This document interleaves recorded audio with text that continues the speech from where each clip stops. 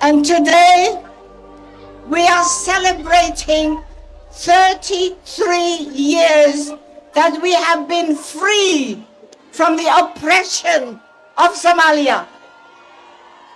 We live in Somaliland in freedom.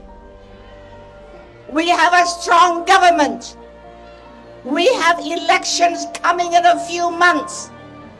They have always been peaceful.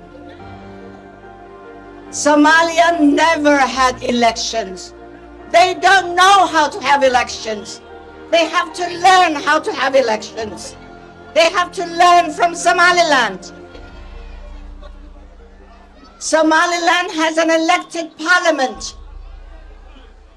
Somalia does not have an elected parliament. It has to learn from Somaliland.